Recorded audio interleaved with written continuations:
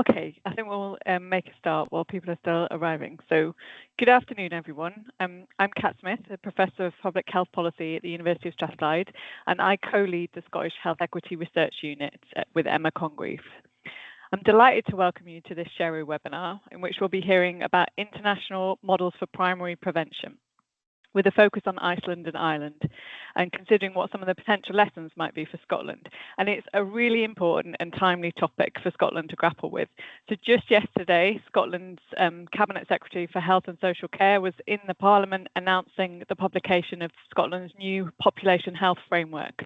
And the framework was presented as a key tool for helping the Scottish Government and others realise this long-held ambition to take a more preventative approach to help reduce health inequalities. But it's 14 years to the month since the publication of the much-cited Christie Commission on the future delivery of public services in Scotland, which called for investment in prevention to be prioritised in Scotland. So in that context, I think it's really important for us all to be thinking about why this shift towards prevention has proved so challenging in Scotland, and what insights and inspiration we might take from elsewhere.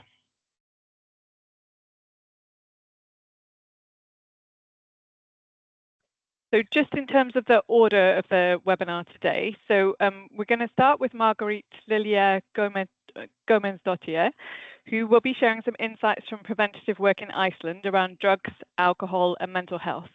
So Margrét is Planet Youth's Chief Knowledge Officer, and she's been working with primary prevention for decades and has been involved in developing the Icelandic prevention model right from the beginning. So Margrét has a master's degree in sociology from the University of Iceland, and she served as a specialist for the Icelandic Centre for Social Research and Analysis for many years.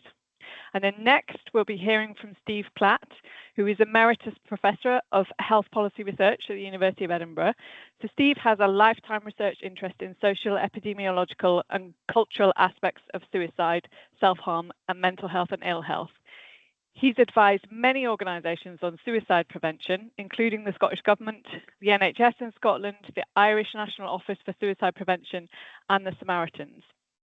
Steve will be considering the challenges of delivering a whole-of-government approach to suicide prevention and comparing the contrasting architectures of suicide prevention systems in Ireland and Scotland. And Steve did say at the start of this talk that this might be his last ever professional presentation. So I'm feeling really honoured about that, because Steve's been a big source of inspiration for me in my career. And then wrapping up the three talks, we have Emma Congreve, who co-leads Sheru with me. Emma will be reflecting specifically on where we've got to with primary prevention efforts in Scotland and what some of the key challenges to grapple with are, as well as introducing Sheru's publication series called Prevention Watch. So we have an hour for the webinar, and we've asked our speakers to speak for 10, maximum 12 minutes each. So this hopefully allows us a good 10 to 15 minutes for questions at the end. And for questions, we're using the Q&A function. So please do start thinking about your questions as you go through. You should be able to post the questions anytime, and then I'll select as many as possible at the end. So I'm going to stop sharing now and pass to Margrét. Okay, so that's... You see my slides? There you go. Yeah. Hello, everyone. I feel like I'm practicing for a race, 10 minutes. 20 years of all kinds of knowledge and what we'll be doing here in Iceland. And as you can hear, I'm Icelandic. Margrét Lilja Guðmundsdóttir is my name, and this has been part of my life for decades. I think it's perfectly suits this presentation that you have got an Icelandic person with a thick Icelandic accent. So I will do my best, and I hope you understand me. The title of my presentation is The Icelandic Prevention Model, Improving Life Based on Evidence. And that's my goal here today, to tell you a little bit about the Iceland story, and also maybe what we at Planet Youth are doing around the world. First, I want to make it absolutely clear that prevention is not just about reducing harm. It's about creating opportunities for people to thrive. And I think that's really important for us to realize, because most often we look into prevention when we have some challenges in our community, when we see something is broken, and then we want to add more prevention into our lives. But of course, we should be working upstream using prevention daily. I'm going to tell you a little bit about Planet Youth. That's where I work. Planet Youth Guidance Program is actually something that was developed based on the Icelandic prevention model. And through the Planet Youth Guidance Program, Planet Youth guides communities worldwide in implementing the Icelandic prevention model. It's a population-wide primary prevention methodology designed to create healthier communities and environments for young people. We are focusing on reducing risk factors and strengthening protective factors in the social environment. So instead of discussing facts and faults of alcohol, tobacco, and other drugs with adolescents like we used to do, we want to treat the society as the patient, or the community is responsible for what we are doing. I also want to highlight that Planet Youth is already in Scotland. It's led by Winning Scotland, and we could say piloting in some areas in Scotland. And I encourage you to look at planetyouth.scot, where you can find more information about what they are doing. And we are both proud and we love the way they are approaching things in your country. And Sarah and Morgan, those who are leading kind of the work in Scotland, they have also pointed out that Scotland is in many ways the results are showing similar results like we did here in Iceland 20 years ago. I often hear that Iceland is unique, we are small, we are an island, but I think we have more in common than we realize. And not only Iceland and Scotland, I just recently came from South Africa, and there I see so many similarities, even though the countries are completely different. So in 2017, Iceland got the world attention and people started to look into what we were doing. We managed to reduce the youth substance use, and the title was actually What the Rest of the World is Listening. But after that, we clearly got people's attention, and that's when we started to work abroad. In 97, 98, Iceland scored among the highest in substance use among European adolescents. We had 42% drunk past 30 days, 23% smoked daily, and 17 had used cannabis during life.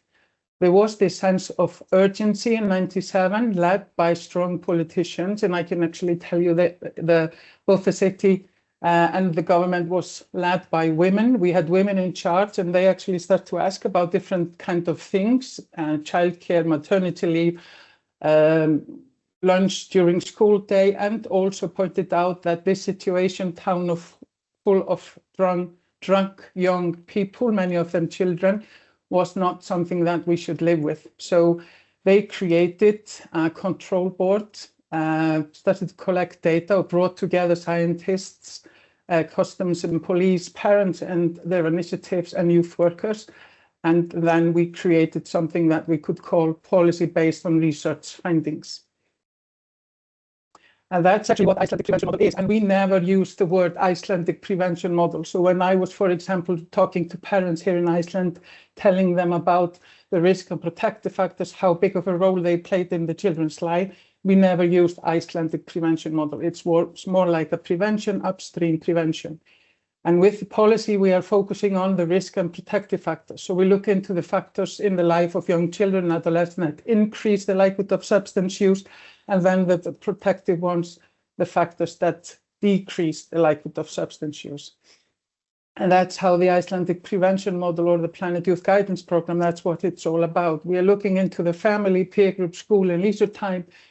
We want to analyze the data, and I'm going to talk a little bit more about the data, how important it is to have fresh local data about the child. So we look into the risk and protective, we see what's preventive, and we know that parents, family, caregivers play a huge role there, that they are showing caring and warmth, discussion about personal matters, but also rules and guidelines and so on. School, well-being in general, having friends, feeling safe, having adult to talk to, and communicating.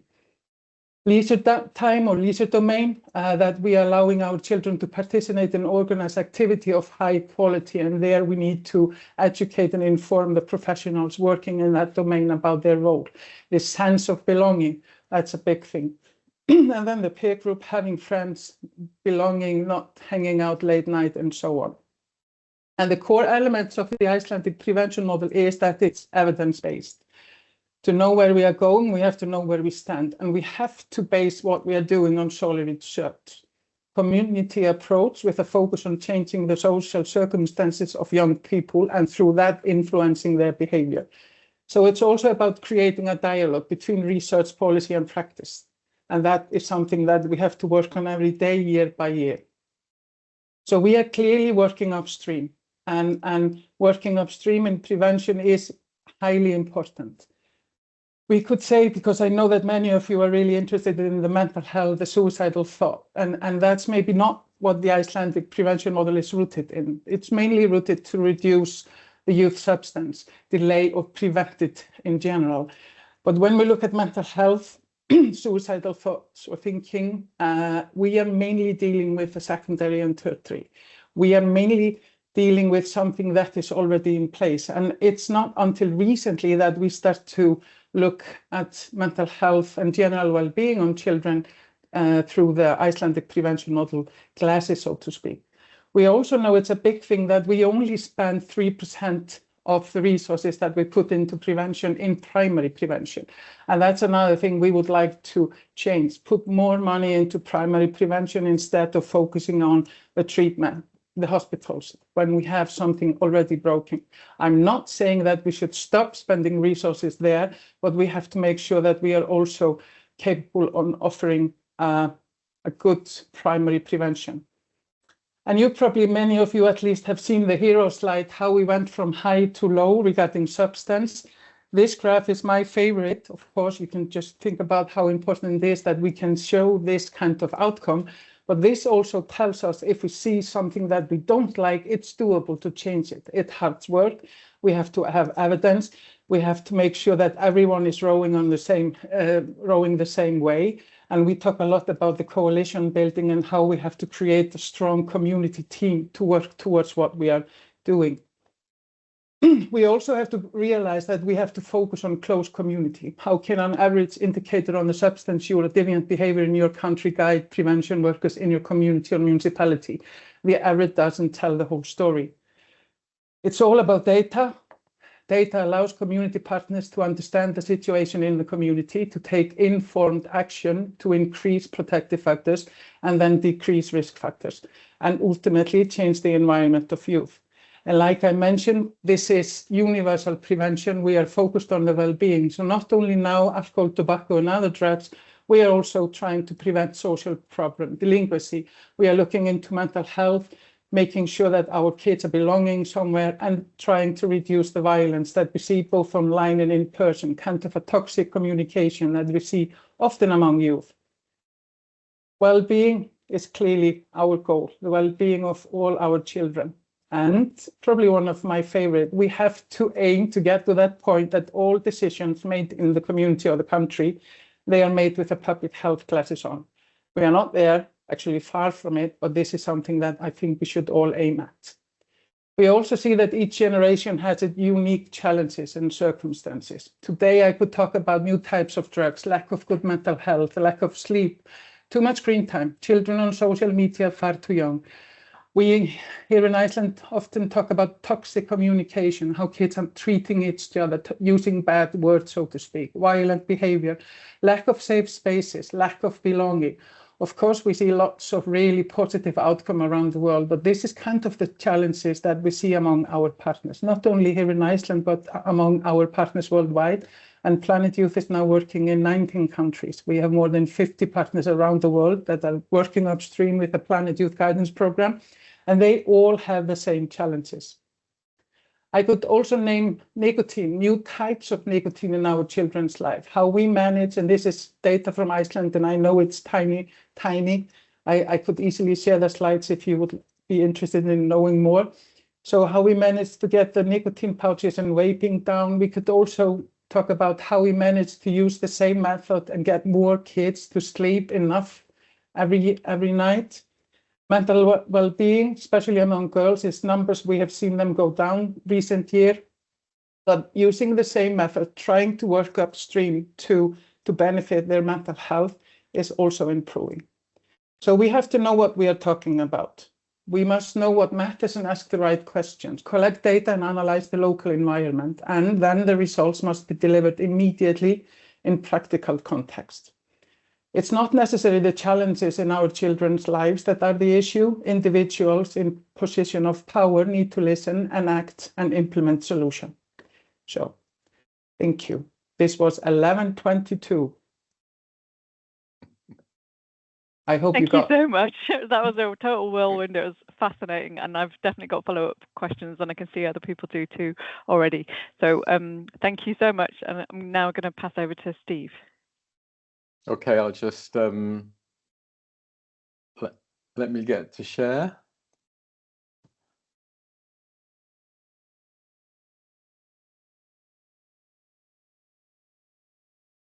How's that? Can you see okay? I think it's still taking a moment to come up, but yeah, now it's up. Yeah. Brilliant. Okay. Thanks for the invitation, but I don't have the time to say more than that because that's already taken up 5 seconds. Right.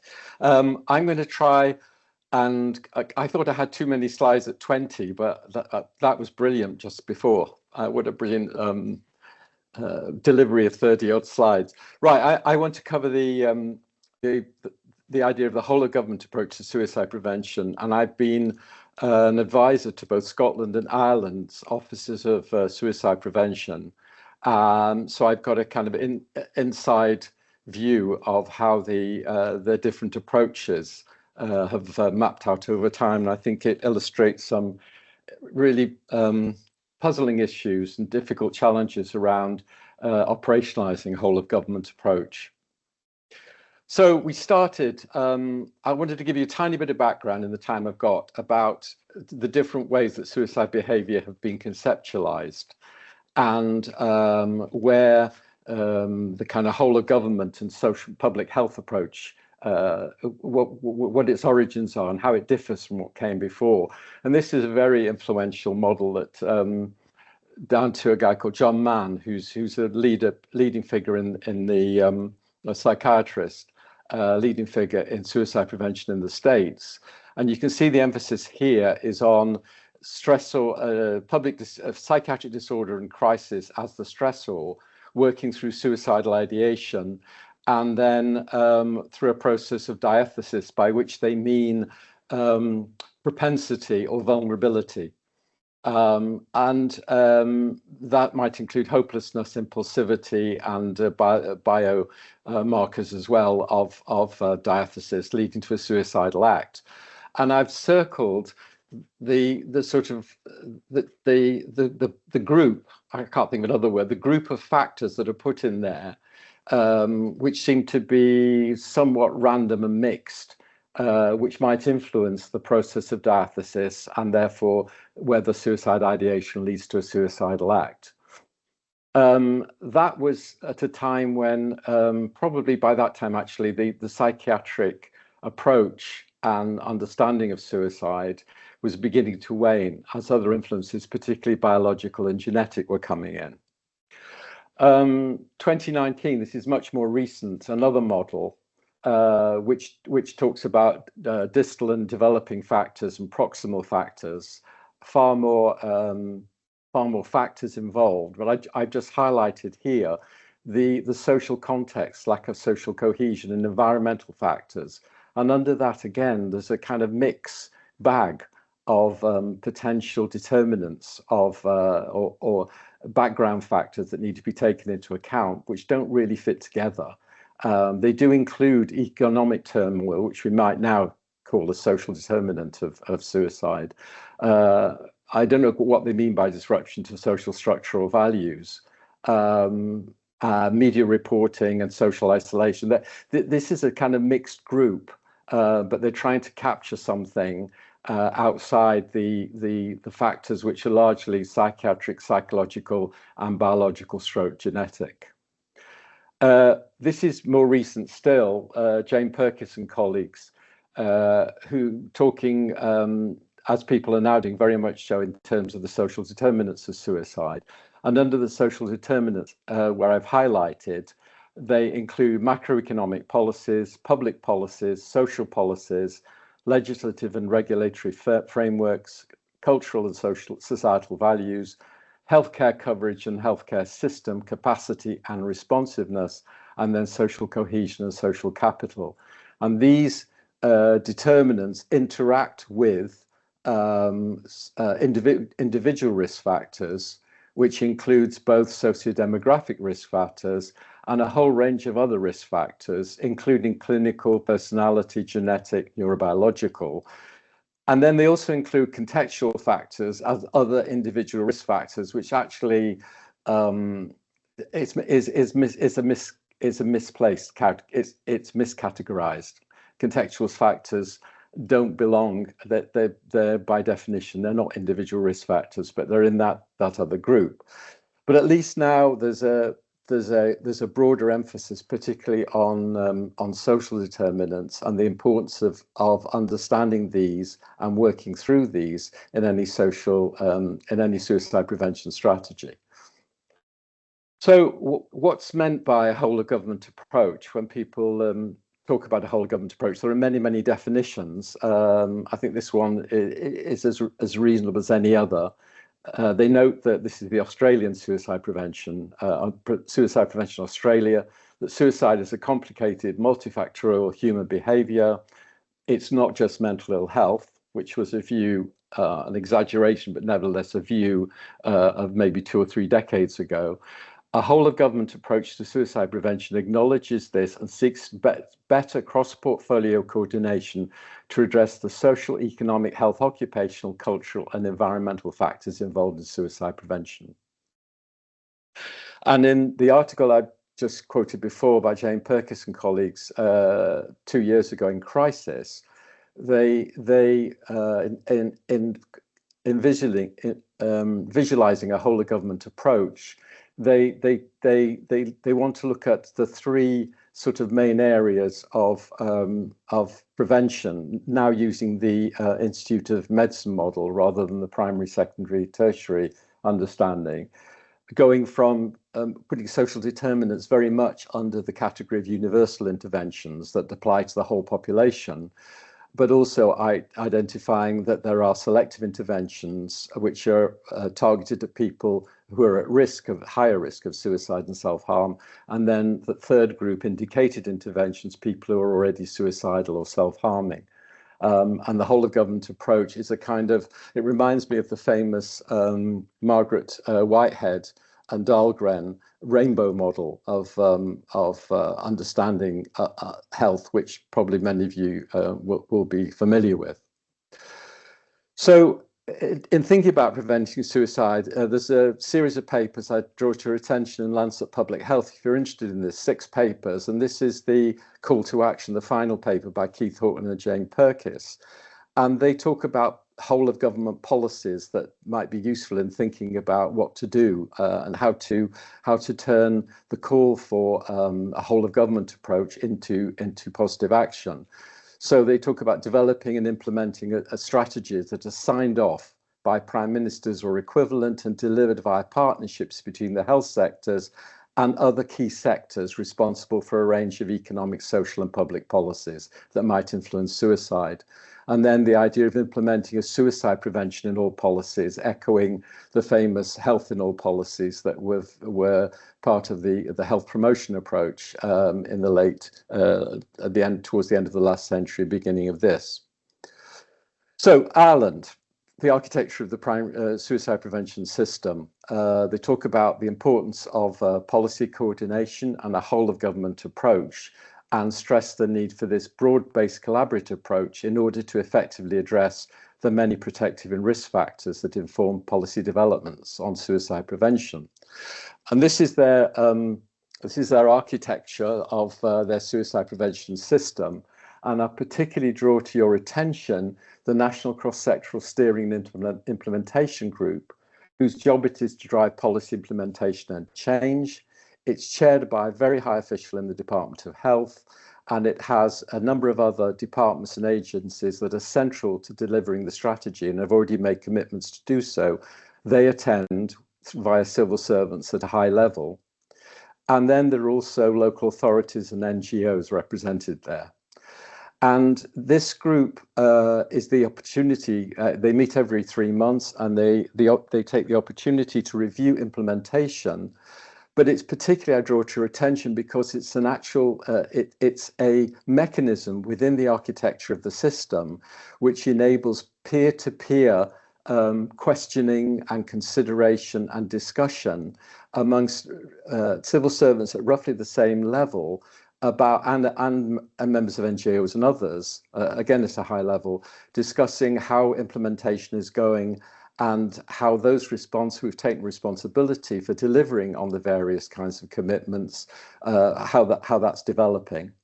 They look at the reports, they discuss them, and their discussion is summarised and goes up to a cabinet subcommittee, which then reviews what's happening.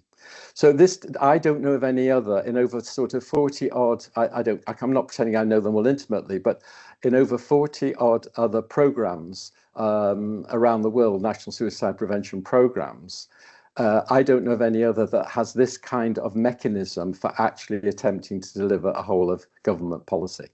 And I want to contrast it. So there's an ongoing evaluation. We'll know through that the extent to which actually how this really works in practice and the extent to which it's achieving what it's intended to do. So I'm not privy to that, and that hasn't yet been reported, but that'll be interesting to see.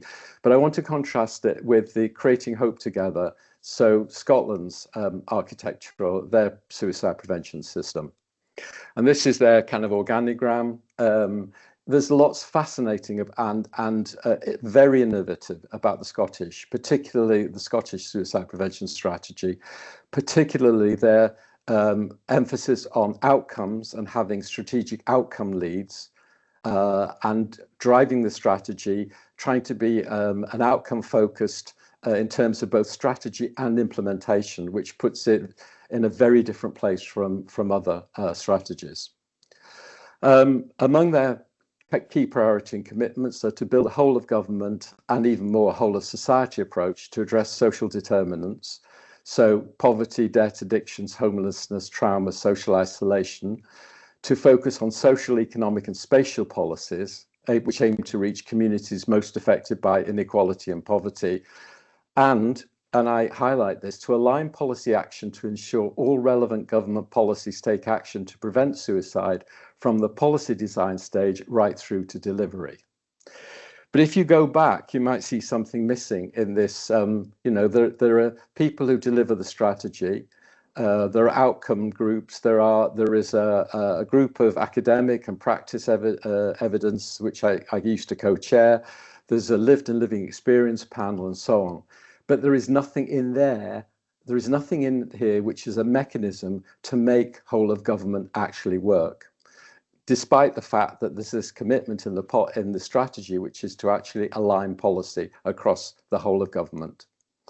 And in fact, in the action plan which accompanies the strategy, they talk about working to ensure a joined-up approach to delivering suicide prevention. This action, and then they say, this action plan sets out the current whole of government policy actions where there are opportunities to make explicit links to suicide prevention. That is very different to the commitment that's made in the strategic document. And the policy actions are detailed in an annex. There are 60 of them, and they cover mental well-being and social care. And I've included the list there: self-harm, trauma, adverse childhood experiences, dementia, mental health care law, and so on. And then wider government policy, homelessness, drugs, alcohol, and so on.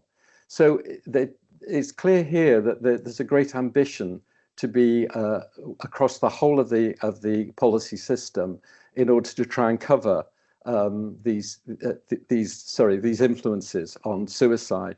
But when you actually come to look at the wording of the 60 actions, they are, for instance, in 11 of them, we will work with, we will consider, we will explore, we will work to ensure, we will prioritize.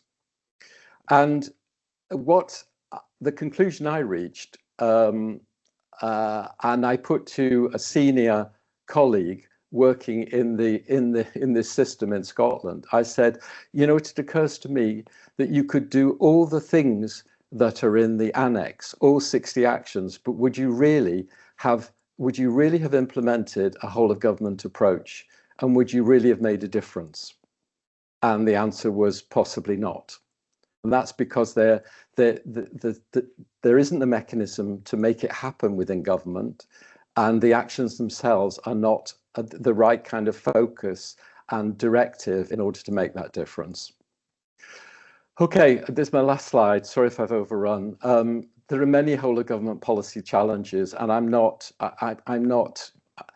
pointing a finger at certainly not in Scotland, but I just want I want us to recognise that it's easy to say we need a whole of government approach, and it's easy to agree that this would be probably make a huge difference if it were possible to bring this off. But I did want to just remind ourselves, and I'm sure this won't be news to many or all of you who are listening today. So tackling cross-cutting issues and breaking down boundaries between different disciplines and policy areas, working in silos, is extremely difficult. There's insufficient commitment to prevention generally. There's short-termism in decision-making. There's a lack or inadequacy of mechanisms, governance mechanisms and structures to successfully implement a whole of government approach, although, as I've shown you, I think the Irish example is at least attempting to do that, whereas my view is that it's not happening in Scotland. There's a lack in adequacy of dedicated resources for health in all policies, whole of government approach. There's no one size fits all for the approach. And sometimes I think health policy makers lack negotiation, diplomacy skills to collaborate with non-health sectors. So there's a lot of challenges that we have to face up to in the future if we're to make this kind of approach to suicide prevention actually work. Thank you. Brilliant. Thanks, Steve. That was really interesting and chimes with a lot of analysis that I've done of other policies in the Scottish Government. So I can already see some questions coming in for you, but we're going to pass to Emma first, and then we've got a Q&A. Thanks very much, Kat and Steve. As Kat's introduced me, I'm Emma Congreve. I'm the co-lead of the Scottish Health Equity Research Unit. And I'm just going to talk a little bit about primary prevention in Scotland and some of the work that we do at SHERU to sort of consider those things and try and talk about them to more people more often. So I'll just share my slide. Hope you can see that okay. So yeah, brilliant. These are just a few bits and pieces that we wanted to sort of bring to sort of round up the conversation, but also maybe to stimulate some questions as well. So with regards to prevention, and primary prevention is what we are really talking about here. So they're the upstream actions that sit within other parts out with health policy in government. So your housing, education, social security, all of those areas. In Scotland, we really do talk about prevention a lot. It is part of the parlance of public service delivery, and very few strategies will go by without prevention being mentioned numerous times. So we get it, and actually the evidence we have for it is pulled together both from outside government and also from within government is very good. There is a very good understanding of why prevention is so important. And we do have examples of where primary prevention has prevailed. So some of the ones that are often talked about are interventions for children in their early years, for early learning and childcare, and the Scottish Child Payment are key ones. But if you go a bit further back in time, then there's other interventions that are more in the public health space rather than in the, social determinants, but still really relevant around things like smoking ban, which really did make a difference in terms of what Scotland looks like today for health outcomes. So that's a really important thing to say, that we do know this. We've known it for years. The Christie Commission is still talked about as if it happened yesterday, even though it was 14 years ago. But the clear thing that we take from all of our work over the years and now in SHERU is that we just have not achieved the culture change that was set about through Christie. And And I think what Steve was saying there about the mechanisms being missing in the Scottish government and in the Scottish wider public sector to do that, I think is a real core part of the problem. I think we also find when it comes to health outcomes, there can be some confusion over what prevention actually is and some mixing up of early intervention and prevention. We've picked this up quite a lot through analysing speeches and policy documents. Early intervention is a lot easier to talk about in a health space because they're within the kind of health policy. So things like GP appointments, vaccinations, they all really, they are prevention in some definitions, but they're certainly not primary prevention, by which we mean, we want health policy to be talking about housing and education rather than about things that can happen within that health domain. And we have real issues in terms of fiscal sustainability in Scotland. And in order for prevention to be done successfully, as Margrét talked about, you do need to think about where resources are being allocated. It's still the case we spend a vast amount of our budget in Scotland on the NHS, and that is going to only increase if the projections are right over the next 20, 30, 50 years. And what was said in the Christie Commission was that if we do not manage to effect a shift to preventive action, increasing failure demand will swamp our public services capacity to achieve outcomes. And that is as true now as it was 14 years ago, and we really haven't addressed that.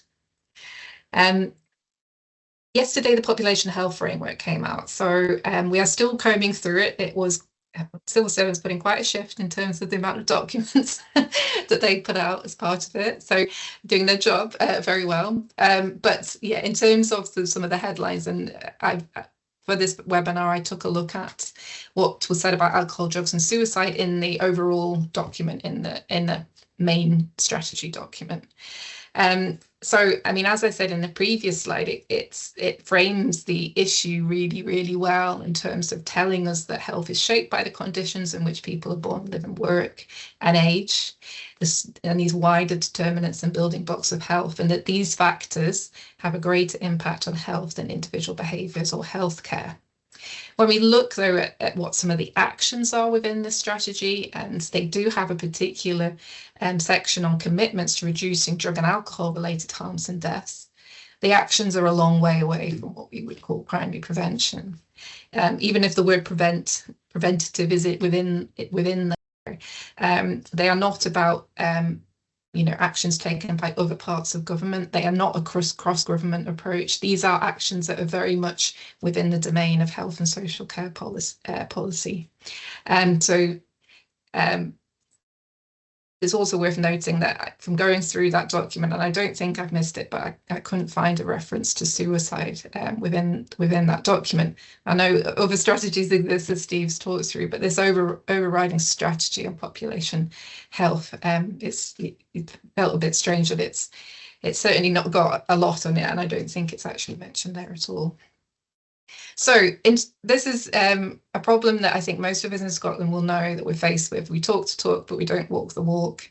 And trying to understand exactly why is difficult. We are trying to contribute a little bit within the space by committing to regularly publish a bit of a watching brief on prevention that we call Prevention Watch. So it's to try and help people maybe grasp a bit more about what prevention is in the policies that are being talked about in the news or the media or current policy strategies. Also to see where other people are talking about prevention. So University of Glasgow often does quite a lot of podcasts and blogs on things that are relevant to this space, as well as stuff from other universities. So we really are just trying to shine a bit of a light on it. And you can get to Prevention Watch through our website, or you can join our mailing list, where you'll get a monthly email roundup of all the things we do. And if we've done a Prevention Watch that month, it'll be in there. But we do them around every 6 weeks or so. And we may do an emergency Prevention Watch. We've got the Population Health Framework out yesterday, and tomorrow there's going to be a public service reform plan. And I think I'll just end on that, because maybe that will give us some of these shifts in in culture and mechanisms that we're missing so much in Scotland to actually make these things happen. We'll have to wait and see what's in that. It's being announced and will be put before Parliament tomorrow afternoon. But certainly there's no lack of appetite amongst some parts of the Scottish public sector to make change. It's just that implementation and delivery that we are still struggling with. Okay, so I'm going to stop sharing and pass back to Kat. Thanks very much, Emma. So yeah, 3 really insightful presentations, and thanks to everyone for keeping to time. That's allowed us, we've got over 15 minutes now for Q&A, and we've already got some questions in. So please keep adding to the Q&A function if you've got a question you'd like to ask. I'm going to start with a note I was meant to say. So we will at Shero be presenting our annual report in September, and this year it'll be part of the Fraser of Islanders 50th anniversary conference. So if you're interested in this, and we're going to be focusing on deaths of despair and prevention work in that space, Alison's posted the link in there. But yeah, we've got 2 questions in about preventative spend, Margrét. And basically you had that slide that showed 3% on primary prevention going to, I think, 90% on tertiary prevention, and people asking, like, has there actually been a shift over time since this more preventative approach was introduced? It'd be really good to hear about that. To be totally honest, those numbers are not from Iceland. They are from, research based from abroad. We have never done any calculation how much money we have saved in Iceland due to the Icelandic prevention model. Never ever. But yes, to be totally honest, we have got something that we name the leisure card, where each child from 6 to 18 gets around £400 annually, and it's supposed to support something they want to do in their free time or leisure domain. And we have seen stronger connection between home and school. We have an NGO called Home and School that is working towards building up that connection. We have also seen more emphasis put on education for coaches and youth workers. So it's hard for me, and you may find it stupid, silly, strange, like me, that we have not calculated how much money we have spent. So we see the shift. Problem is that when everything is going smoothly, we tend to take away the money. And we say, well, we don't need it anymore because everything is running fine, and then we have some challenges. So I want to highlight that Iceland is in no way different. We have constant challenges, new things popping up. But we have to make sure that we are working more upstream regularly. Sorry. No, that was really helpful, especially that point about when things are going well, then resources. Yeah, then we don't need prevention people. Yeah, that's that's politics. Yes. And then we've got some questions about the whole of government approach. So a question from Lynn Gilmore about whether it can end up being a bit woolly and a bit self-referential if it doesn't include dedicated funding and specific actions to deliver the strategy. And I wondered, I was going to direct that, Steve, I wondered if you had a bit more to say on that, perhaps reflecting that Irish approach, like how that managed to work and not be too woolly. Well, I think one of the huge advantages of the Irish approach is their recognition fairly early on that actually, and I think this sometimes comes as a surprise to policymakers, that it's not all the hours and hours and days of discussion about a strategy that's crucial, in my view. So take an area like suicide prevention, where the first strategy was in Finland in the 80s. So we're now in 40 years on. And if you put them side by side, these 40 odd strategies, so that they're not all current, so it's not 40 currently, but over the course of the last 40 years, there have been 40 odd of these that we know of. They tend to comprise the same kinds of interventions that where there's some evidence, and that's become clear over time with more and more research as to the ones that seem to deliver something and those that don't. So oh God, I'm sorry, I've just tried. Oh, that's awful. How embarrassing. No, don't worry. So you were saying you like the contrast between the ones that have delivered and the ones that haven't. And yeah. So sorry. Yes. So we know roughly what they should look like. That then there's some discussion about sort of the relevant the balance between different types of approaches or attempts to ensure, is it the national and particularly the national local levels and so on, because that's not discussed enough either, because often this is a national strategy, but it's applied at the local level.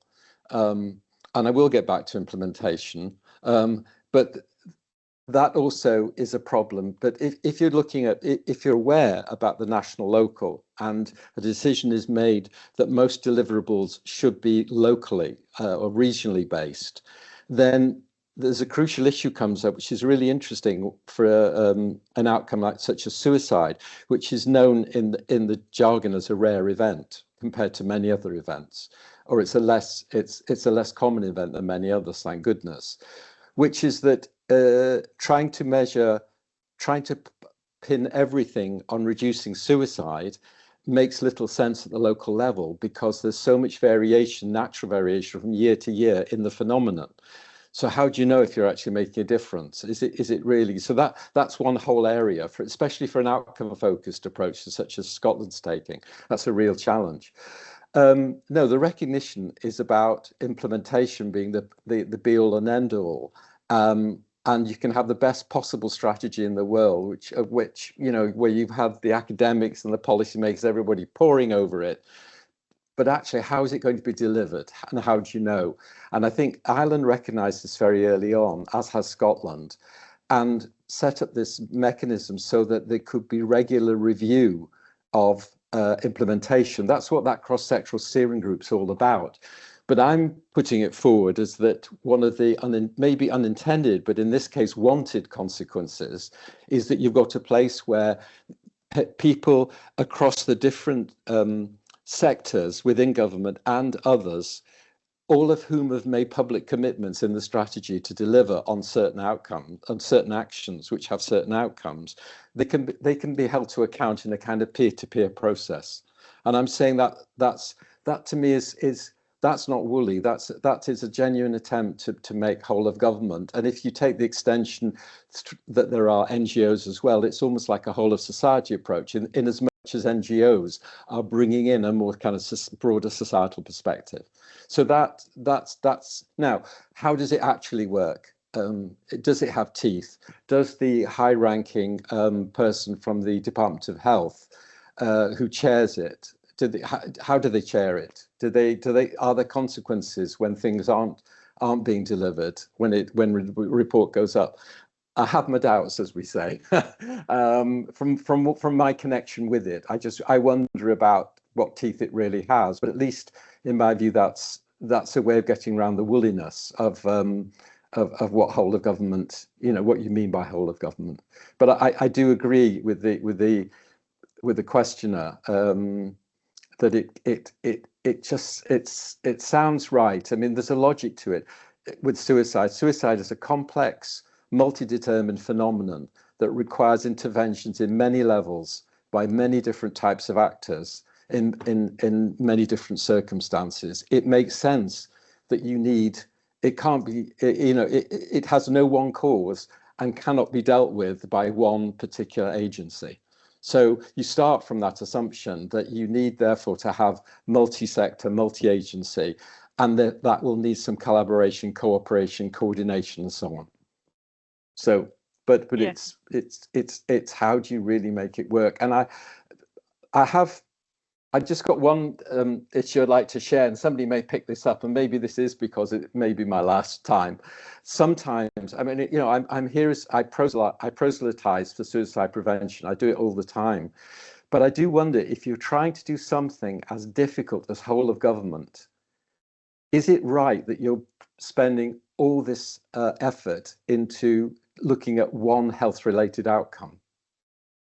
It's hard to say that in a suicide prevention to an audience. I mean, if I'd been giving a talk like that at this the conference I've just come from, the International Association for Suicide Prevention, I would really be interested to know how my fellow suicide prevention academics, policymakers, and so on who gather together, what they would make of that. But I think sometimes I wonder if is it really defensible and sensible what we're doing when if you had a broader kind of perspective, even say to broader mental health, because I'm not denying the connection between mental health and suicide, it's there. It's not a deterministic one, but it's there.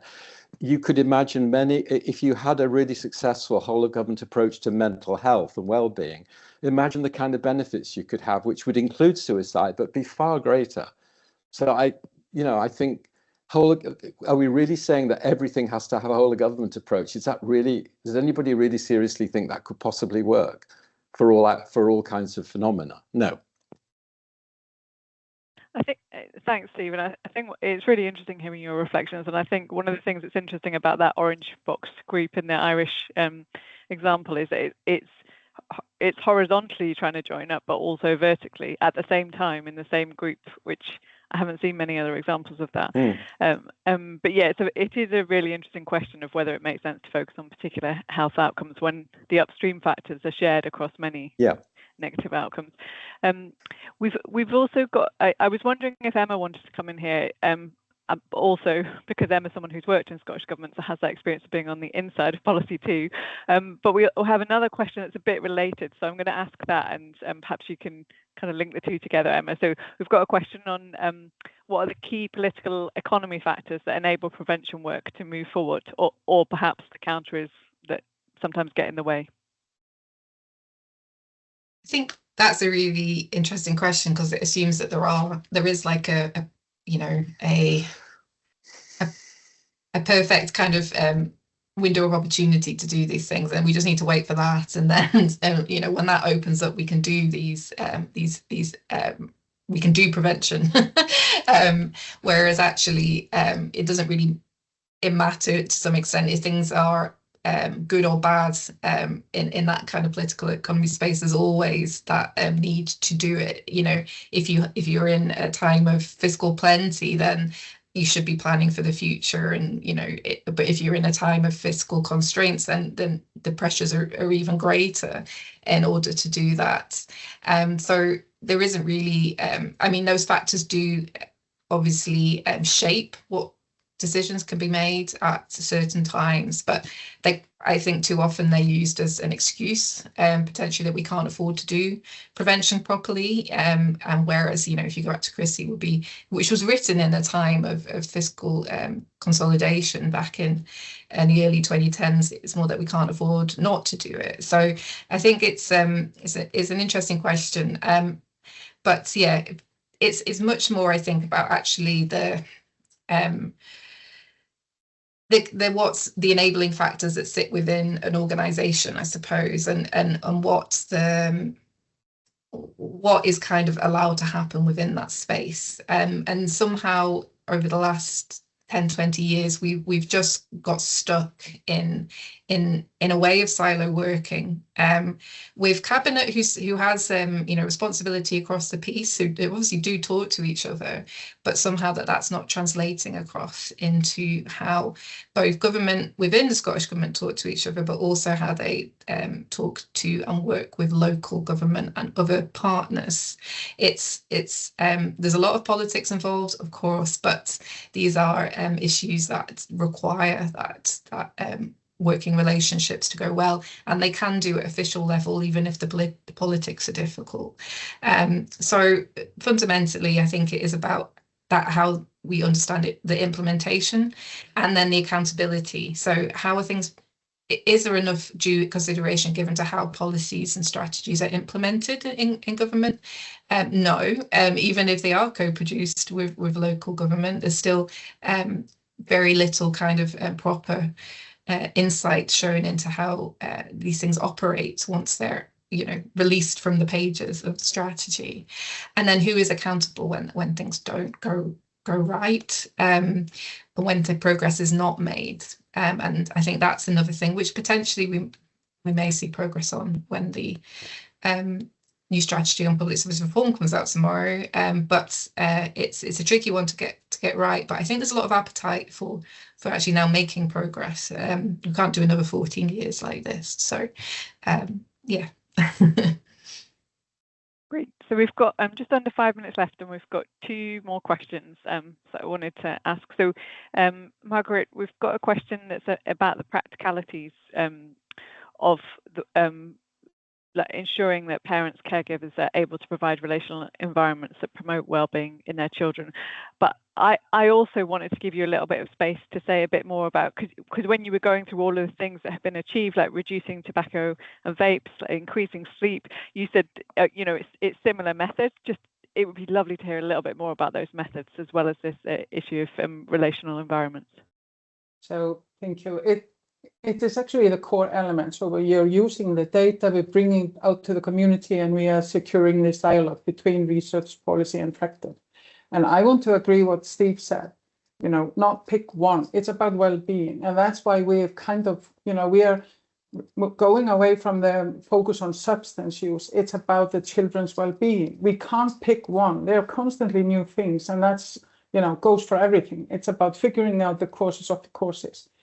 So we have to make sure that we are asking the right questions and that we are analyzing risk and protective factors. And that's what we are bringing out to the community. And I want to highlight, because the silos is something that I see and I hear people talk a lot about around the world. So how are we bridging the gap between the silos?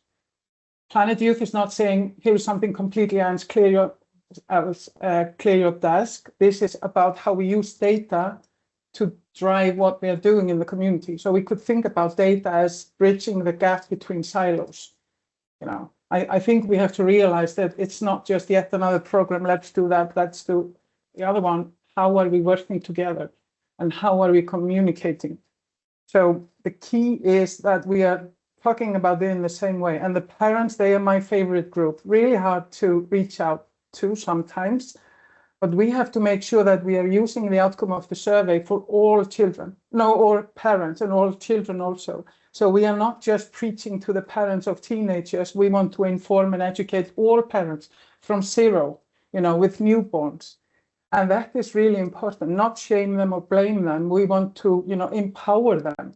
And parents need to belong to a group similar to teens. So we have something like the parental consensus, you know, unified rules and guidelines done within the school community. So we have got all kinds of tools that we can use. But, you know, the most important thing is that we are approaching them as informing and educating them, not shaming. And you know, it's just hard work, and you have to do it again and again and again. And that's what prevention is all about.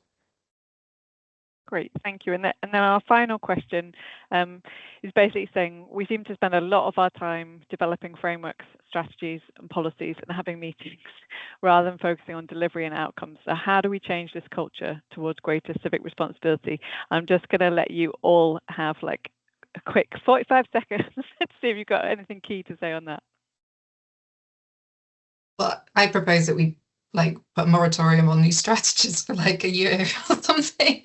No more strategies allowed, and we just have to get on with delivering what we've already got. I think that could be interesting. Interesting suggestion. And Steve, Margrét, do either of you want to chip in there? You're on mute, Steve. Yeah, no, an obvious place is to ensure that there's at the same time as any kind of strategic work's being done, whether it's a refresh or I mean, I also, by the way, would urge people to think about refreshing. You know, if something is working, seems to be a really, you know, why put all this effort? It just seems to me misguided. Maybe it's all the effort goes into the strategy because it's actually easier than delivery. That's a bit cynical. But actually making sure the strategy is accompanied by an implementation plan of reasonable size and detail, and that plan includes clear commitments to action by the whole range of partners and others who are responsible for, you know, for delivering on the various actions. That doesn't guarantee anything, but I think it's necessary. It's necessary but not sufficient, but at least it's a starting point. Thank you, Steve. And Margrét, do you want to add anything? Sure, I agree with Emma and Steve. And I have seen so many policies without clear outcome. What do we want to achieve by the policy? How are we? What kind of resources are following? So I think that would be a fantastic start. Base what you're doing on evidence, not don't try to create something on your own. You don't have to reinvent the wheel. We have all kinds of really good examples of what's working around the world. And Icelandic prevention model is one thing. So I think that have a clear goal. What do we want to achieve and how are we going to measure it if we are achieving the goals that we set? Super. Thanks, everyone. So thanks so much. Thanks to audience members for coming along to this webinar and for great questions. Particular thanks to our three speakers today, Margrét, Steve and Emma. I want to remind you that we are digging into prevention work around deaths of despair in Scotland in our annual report in September, and Alison's posted a link if you want to sign up to that. And then I want to finish by wishing Steve well in his third retirement and thanking you for all the work that you've done around suicide prevention, health inequalities and improving public health over the years. Thank you, Kat. Thank you. Okay, thanks everyone. Bye.